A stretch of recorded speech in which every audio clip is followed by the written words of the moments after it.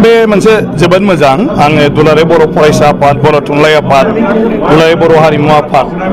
आङो बिथांमोनखौ साबायखर बावदों आरो मानाव गेदेर प्रमद बर' बिथांखौबो आङो गोसो गोरबोनिफ्राय साबायखर बावदों जे बिथाङा बड'लेण्ड सरकारनिफ्राय जेसेबां नांगौ बेवहाय मदद खालामनानै बे हाबाफारिखौ जाफुंसार होनायनि थाखाय बेनि गेजेरजों बर'नि राव हारिमुनि सोमोन्दै माने दिनैहाय गासै सुबुंफ्रानो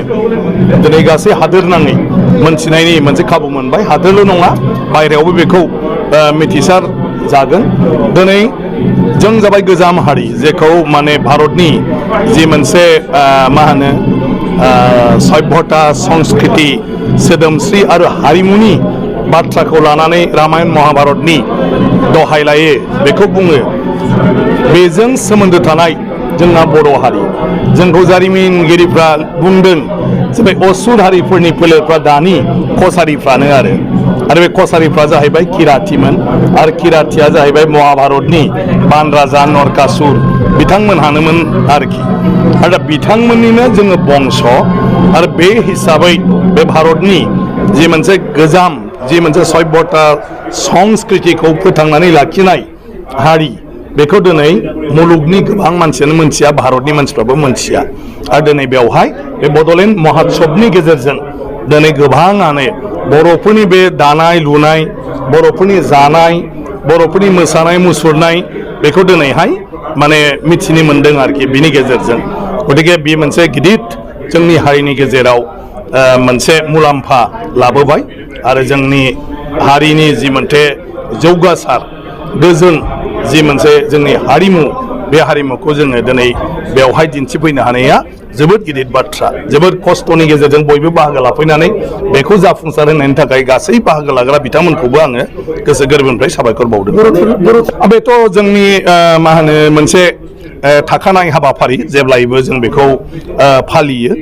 आरो बे हिसाबै दिल्लीयाव दिनै बड'लेण्ड महोत्सबजों लोब्बा लाखिफानानै फालिनाया आरोबाव बांसिन ओंथि गोनां जादों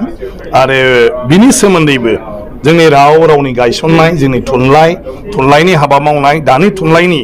माने मा होनो अबस्था थासारि बेखौबो जों मालायफोरनो मोनथिहोनायनि मोनसे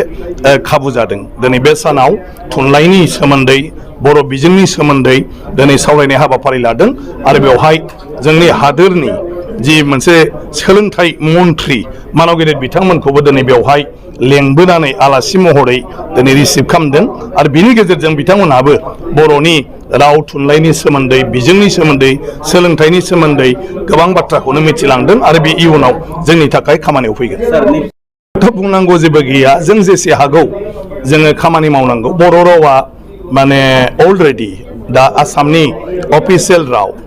असमिया राव थाखानायखाय लोगो होननानै बुङो अदेबानि लोगो होनोबा समान समान असमिया रावा जि मर्यादा बर' रावाबो एखे मर्यादा नाथाय बेखौ जों बाहायनायनि सायावसो नङाबा बे लिरनायल' जानानै थागोन आरो ओंखायनो आसाम आयेन आफादाव आं जिहेतु बुंथिगिरिनि बिबानखौ रुजुनदों बे हिसाबै आसाम आयेन आफादाव आङो असमियाजों लोगोसे बर'खौबो समान समानै बाहायफादों आरो बियो जोंनि थाखाय गोनांथि दं नङाबा मोनसे रावा खालि अफिसियेलि नटिफिकेसनजोंल' गनायथि मोनोब्ला बे जेबो मुलाम्फा गैया जों जुदि बेखौ बाहायाब्ला आरो बाहायोब्ला जों बर'फ्रानो बाहायनांगोन दा जोबनायाव बिबाना थाबाय जोंनि मानाव गेदेर एमएलए बिथांमोननि आरो इयुन जोलैफोरनि इयुनाव माबोरैहाय बर' रावखौ अफिसियेल हिसाबै बाहायबाय थानायाव बिथांमोना गावसोर माने गोसो होलाङो बिबान लालाङो बर' रावजों बुंलाङो आरो बिनि सायाव जुदि आसाम आयेन आफादाव माबाफोर गुरुत्व गैया खालामनानै बर' डिपार्टमेन्टखौ जुदि माने लोरबां खालामनो नागिरदोंबा बेफोरखौबो जोंनि इयुननि एमएलएफ्रा बिनि स्पिकारखौ आरो प्रिन्सिपाल सेक्रेटारिफोरखौ बुंनानै बर' रावखौ समानै बाहायहोलांबाय थानो हानांगोन आरोखि होमब्लासो बर' रावा अफिसियेल राव हिसाबै जि गनायथि मोनदों बे मोगथाङाव जोंनो खामानियाव फैगोन